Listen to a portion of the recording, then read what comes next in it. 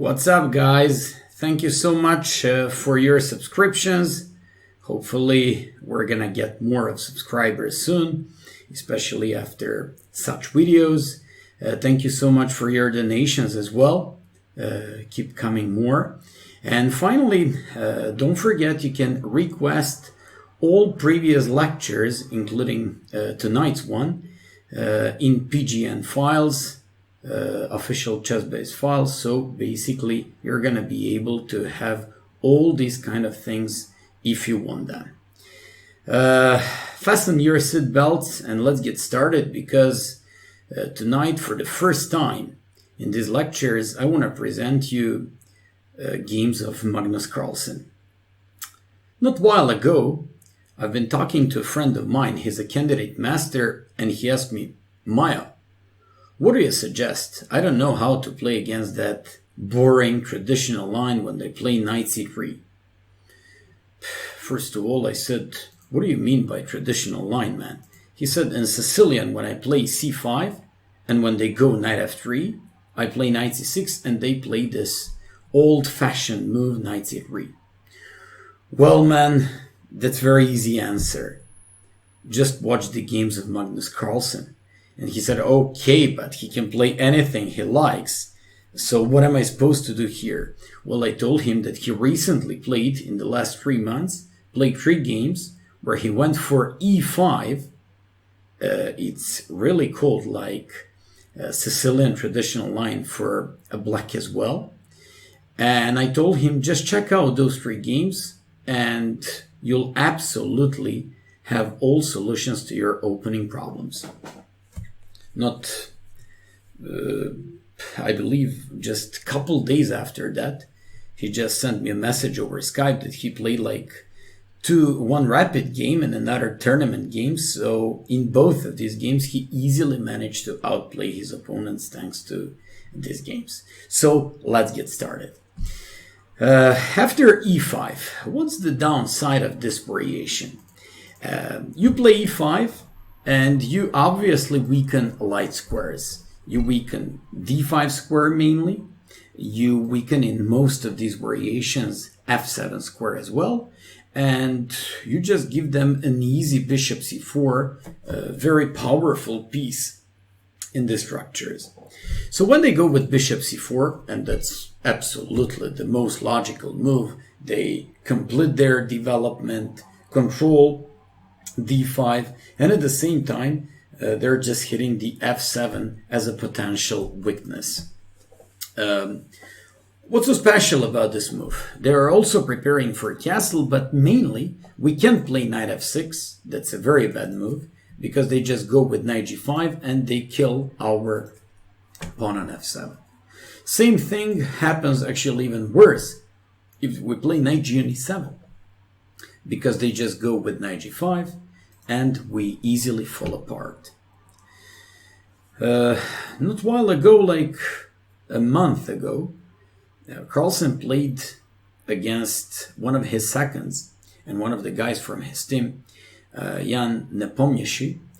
He played a game with g6. I'm gonna show you this game, but I just have to say that this is extremely difficult game, hard to understand like most of Carlsen's games.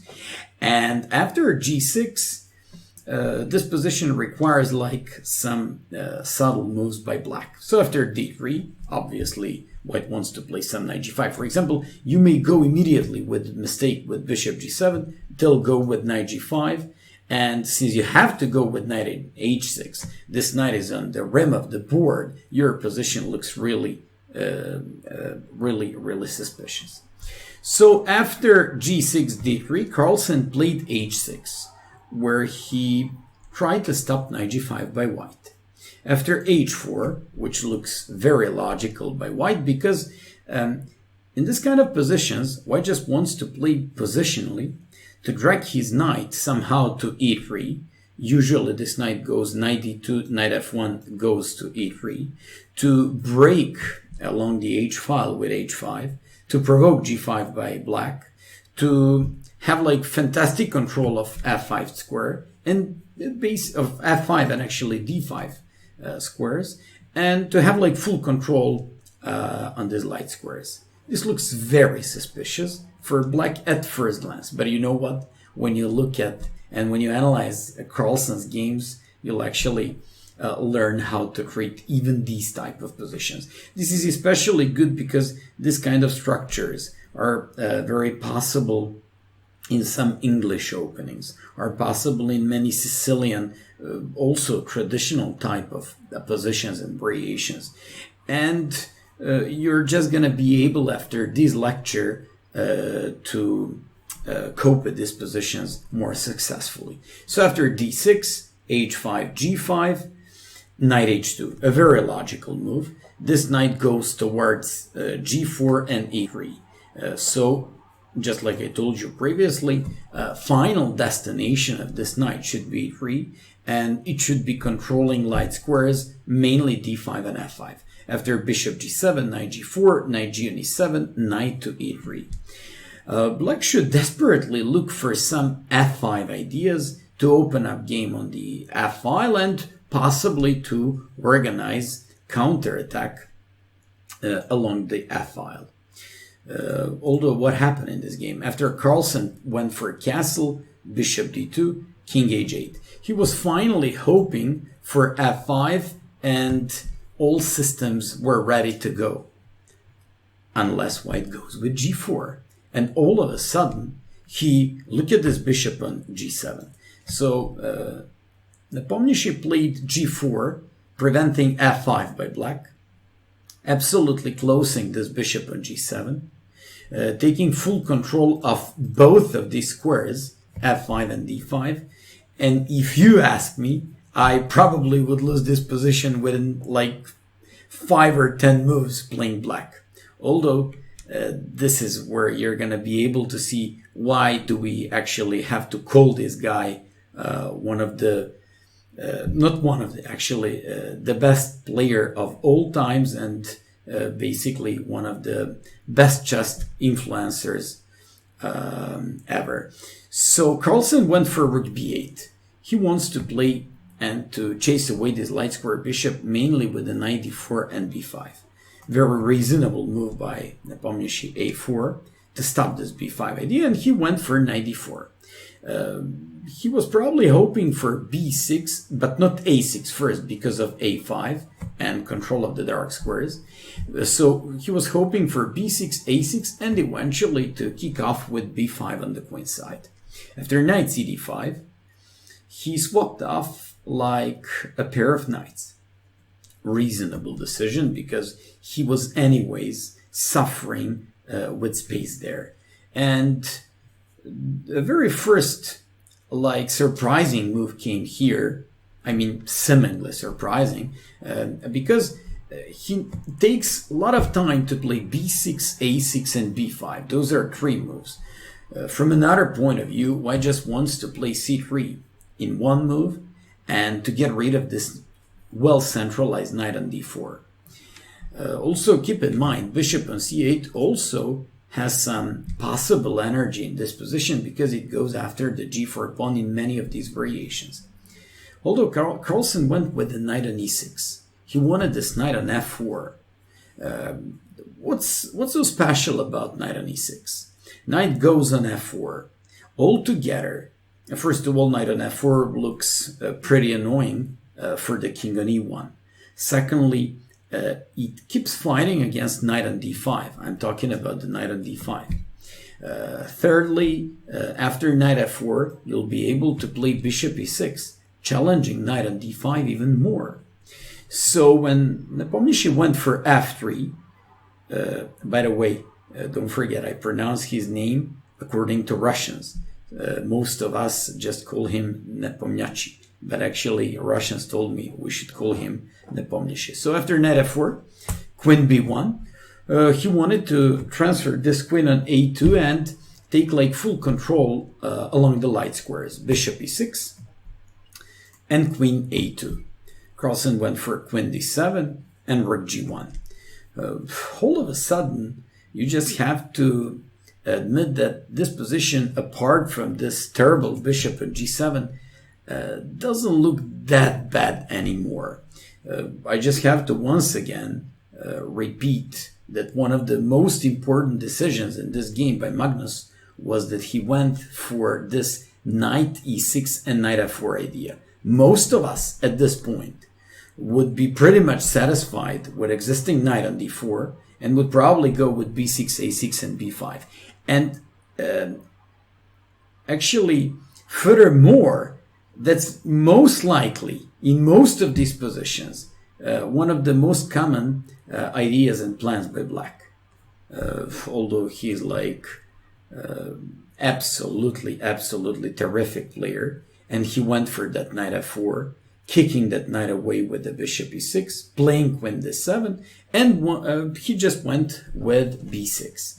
Idea was a6 at some point and then b5. He can't play a6 at the moment because a6 would be hanging. So after bishop c3, bishop on e6 does nothing. So he decided to give it up. He gives it up for the knight. Knight has like more power in a blocked positions, as you know. And after bishop d5, he goes with his plan. I have to stop here and from positional point of view to explain you something. Position is evidently very blocked. In a blocked positions, knights are way better than bishops. So he kind of fulfilled one of the most important conditions in this type of games. So he actually went for pretty good knight on f4 against a pretty powerful bishop on d5, but that basically does nothing. Second thing, he went for a6 and he just wants to break on the queen side with b5. After bishop d2, he went queen e7, rook f1, and went for b5. A takes, and Nepomniachtchi just wanted to make like some sort of artificial castle, and he went with the king f2. Probably he was just looking for like a calmer position for this king and went there. This is actually where Carlsen showed his class, and from this, at first glance, slightly better position for white, he actually won this game in, believe it or not, 6 moves. That's why I actually call him in the beginning of this lecture best player of all times. So he played c4. One thing I want to tell you about Carlsen, there is also one more very interesting observation by most of spectators, top players, that he actually in last couple of months plays his best chess ever. He's almost about to break the historical peak 2900 at the moment in the live Elo. He's like 2882, and by the way, he started to play more aggressively. That's very important. So probably he's just going to try to do something like Djokovic will try in his tennis. So he will try to break peak 2900. Nobody ever in the history of chess did it, and let's see if he's going to be able to do it. So after c4, let's take a look at this position. D takes c4 or bishop f4. In the game was bishop f4. What's so special about this one? After d takes, b takes, he was threatening some, actually he's not threatening immediately to take on b2, but if queen takes, of course he would capture on b2. If bishop takes, he would go with something that happened in the game afterwards. It's one of the craziest pawns sacrificed in this type of position. It's f5. And I know it looks like, what the hell is happening here? But it's not even too difficult, and you guys should cope with these ideas very easily. If g takes f5, you just go with g4, trying to reach h4 with your queen and mate the king. If e takes f5, I have no doubts that he would go with this, going with this queen on c5. If bishop takes on f4, then you would open up this bishop on d4, queen comes on e3, you threaten with rook on b2. All of a sudden, position looks terribly wrong for them. So you're just completely winning. And in the game after c4, Nepomniachtchi took on f4, e takes f4. I believe this is only ability of the top world and class players. So probably the worst, not probably, actually the worst piece in this position and in this game was bishop on g7. And he actually managed to open it up. Well, guys, when you manage to force your opponents to do that against you, then it means that you became something special in your chess. After rook 81, once again, we see in this lecture f5 breaking and actually giving up this pawn for something. For what? If g takes f5, once again this g4 with the idea of queen h4, that's happened in the game. If e takes f4, which was f5, sorry, which was better, bishop d4, queen e2, he probably should look for h3 square, but this looks with a great counterplay for black because if e-file is in black's possession, bishop on d4 looks very powerful. He wants to go with, I don't know, bishop f2 and rook e3, and he would most likely finish him off very soon. After g takes f5, g4 with the queen h4, d4, queen h4, king e2, queen h2, and after rook f2, g takes f3. The game finished here because he couldn't play a king f3 because of queen h5, and the rook was hanging on d1, a well-known pattern in similar positions. And very interesting line happens if king e1, then check, a rook is hanging, and if you go here, then it's checkmate. A beautiful win by Magnus Carlsen, played a month ago in a Grand Chess Tour in Croatia. Although I just want to show like two more games that were played by him 2 months before this game. Probably his opponent expected a very classic move in these positions. It's bishop e7.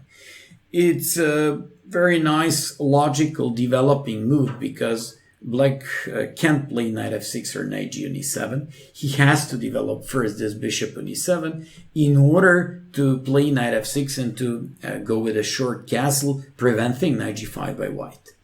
After d3, d6, knight e2.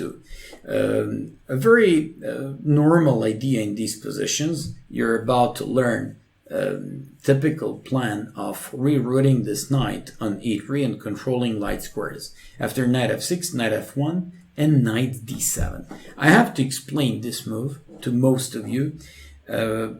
Actually, the point of this knight d7 move is to be able to oppose afterwards knight that comes on d5 with the knight b6. But more importantly, you just want to go with the bishop on g5 once they play knight to e3. That's a crucial plan, and that's a crucial idea in these positions. A famous game between Kasparov and Radjabov played in Linares back to 2004 was knight e3, knight b6. Of course, this knight always goes there to be able to swap off one pair of knights and breathe like easier and have afterwards bishop g5. So after knight e5, castles, Radjabov captured on d5, and here Kasparov could have gone with the bishop g5, equalizing the game on the spot, but he actually Radjabov went with rook b8, a4, bishop e6, and after f4 captured, and of course played the most classic move in these positions, bishop g5, swapping off and trying to trade these dark square bishops off. After b3, took on d5, this guy captured on g5, this guy actually Kasparov, and here Radjabov found a very nice way to equalize the game position, usually with the bishop on d5. Rook on f1 looks extremely dangerous for black because looks like we're gonna end up with this terrible square d5 till the end of the game. Although Radjabov went with knight b4, bishop c4, and broke in the center and equalized the game. Very soon they drew the game. So I just showed you how should you play in positions where they played that classic move knight e3. In a game between Svidler and Carlsen played 2 months ago in Grand Chess Classic this year, knight d5 was in the game and Carlsen played knight b6. It's very important to once again repeat this. You just want to swap off like this pair of knights. And if they take on e7, if they seemingly take this bishop here and get like better position, you take by queen, and now you threaten to take on c4, win the bishop pair. And most of you ask me, Maya, when are you going to make the video about the bishop pair and how to take advantage of it? Well, take a look at these examples. So black just wants to take on c4, double up rooks, and break with f5. Why? Because we're actually striving to open up the game when we have a bishop pair. So after bishop e3, castles, knight e3, bishop e6 would easily equalize the game for black, even though at first glance looks like white is just better because of these imaginative like control of the d5 square. No, you don't have to worry about that. After knight e5, knight b6, Svidler captured on b6, Carlsen captured by a pawn. He opened up a file, he opened up this rook, and he was desperately hoping for some b5 afterwards, after c3, because probably he felt that at some point black might go with some knight a5, so he probably wanted to go with this one to stop knight e4, but at some point also to, I don't know, maybe breaking the center with e4, opening up the game for his bishops. Carlsen went for castles, knight e3, and I don't have to explain you. I don't have to ask you here. I guess you have a nice positional move that is so typical for this type of positions. So this is the moment of the game where you're actually able to recognize the idea that you did in the seventh move, knight d7, and that you usually do when the knight comes to e3. You play bishop g5. With the bishop g5, you're just preparing yourself to swap off this dark square bishop for the bishop on c1 and kind of deprive white of this bishop pair till the rest of the game. But what's the concept of black in these positions? You give up light squares, basically, and the d5 square to be able to come with this bishop on g5. So after castle, king h8, you just hope for f5. So after a3, Carlsen break in the center with f5. Knight f5. He, of course, traded off these bishops, captured on f5. First did this desperado or intermediary move d5. And after bishop a2, played rook f5. Look at all of a sudden, rook on f5. Look at the pawn chain stretched from e5 to b7. Look at the bishop on a2 that looks terribly. Actually, it went terribly wrong for white, I guess so. And for the rest of the game, look how he played. Svidler went for queen g4. Carlsen played rook f6. He just wants to play queen d6 to prevent this f4 forever. To play rook a to f8, doubling up his rooks on the f file and finishing him off. White went for f4. Carlsen captured. And Svidler couldn't take on f4 because after one more intermediary move, knight e5, he would just chase this queen away, queen g3, capture on f4, and play knight e3, threatening both of these pieces, queen on f4 and rook on c1. After queen g5, Svidler just threatened to take on d5 and on f4. And guys, I just want to remind you of one more important thing in your games. That is especially important for like medium level players and good players who are just going toward like these good or medium level players who just go towards good players and advanced players. It's conversion of your advantages. How? Here at the moment looks like Carlsen, not looks like actually, he was a pawn up. But what is he going to do? He's just going to give up one of these pawns in order to reposition his pieces and get like a great initiative. And look what happened. From a pawn up, he's going to lose like 2 pawns for a great initiative and winning his game. Once again, unbelievable finish of this game. He plays queen f8. He wants to keep an eye on this f4 pawn at all costs. He doesn't care about the d5 pawn because it's going to give him another possibility to develop this rook, to attack this queen, and eventually to attack the pawn on d3. After queen f3, knight e5, queen f4, probably his opponent, I'm talking about Svidler, was expecting some knight takes d3, which would give white a pretty good chances after bishop e1.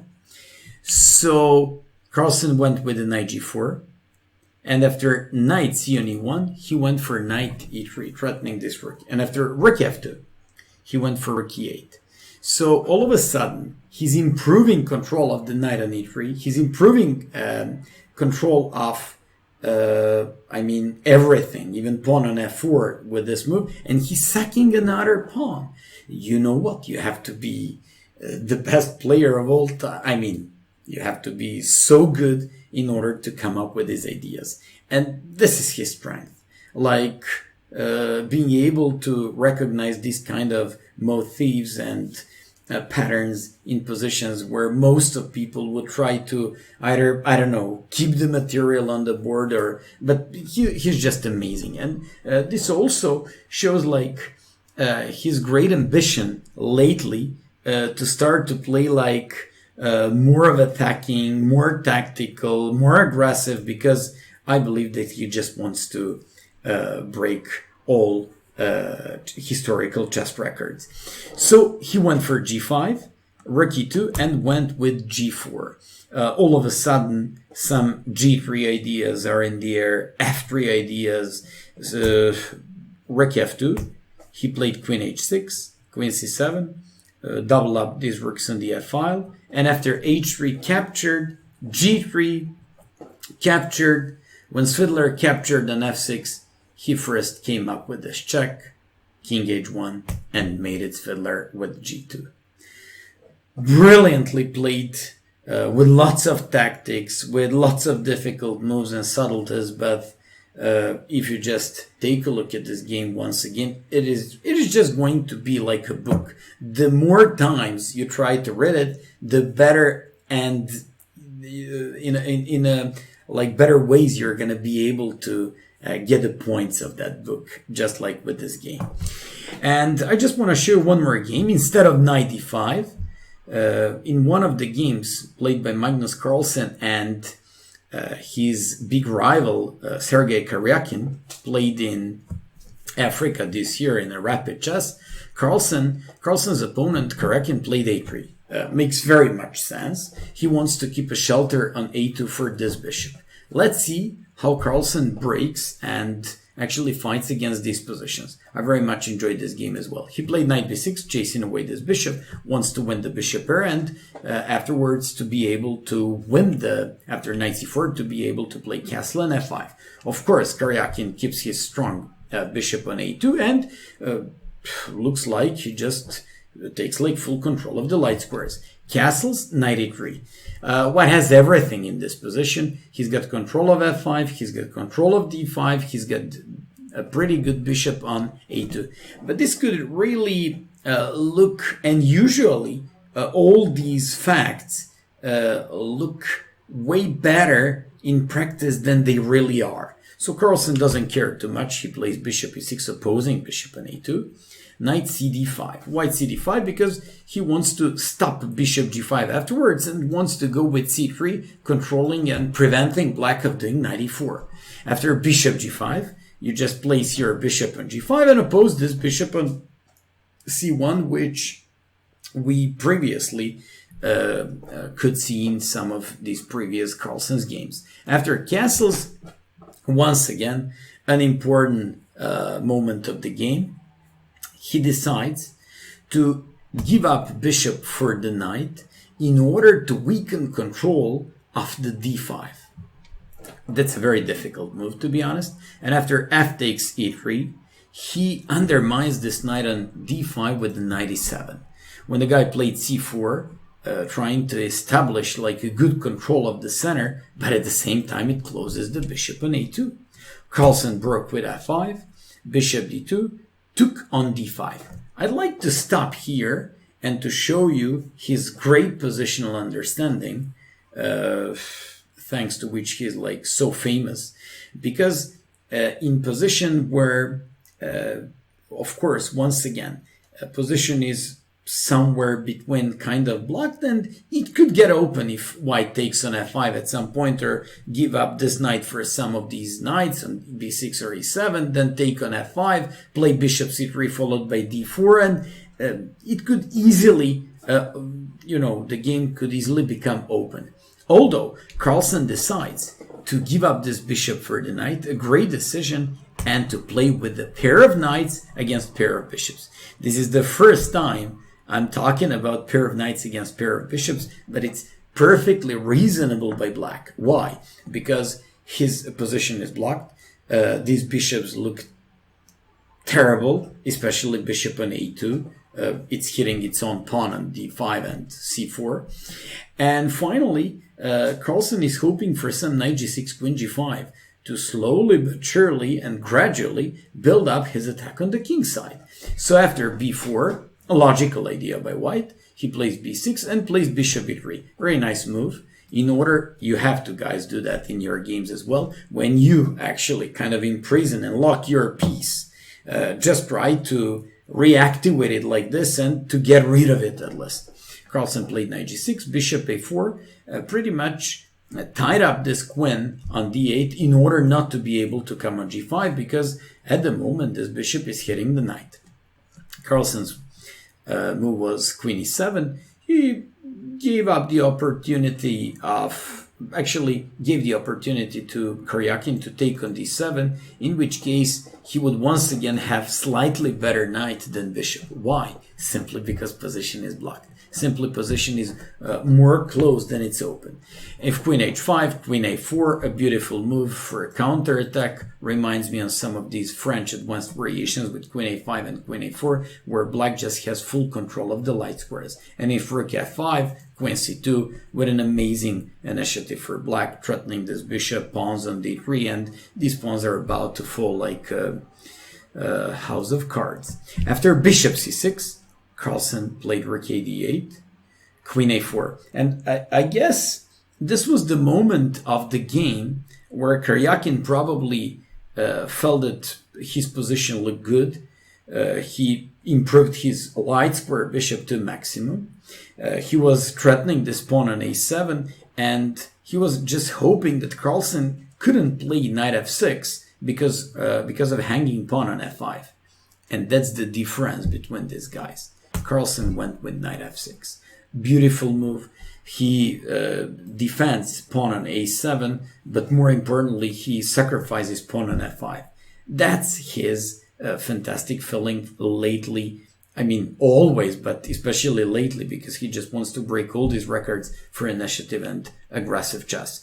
In case of rook f5, he would have gone with knight h4 and e4, threatening knight g4, queen f5, with a lot of nice and sneaky tactical threats. In the game was bishop b takes e5, b takes e5, and rook takes f5. Carlsen played e4, and he just opens up some space and e5 for at some point. His queen, his knight, he just wants to go knight h4, queen e5. There are lots of opportunities. He also wants to go with the knight g4 afterwards. In the game was queen c2. He went for knight g4. Knight g4 gives him, actually, it first of all attacks this rook. And if you are going to take, he would of course take by a rook and threaten queen h2, threatening both h2 and a1. In the game was after knight g4, rook a to f1. Carlsen captured, played queen h4, threatening queen h2 with soon mate. And after h3, he came up with nice tactics. Knight takes e3. I just want to remind you, look at this bishop.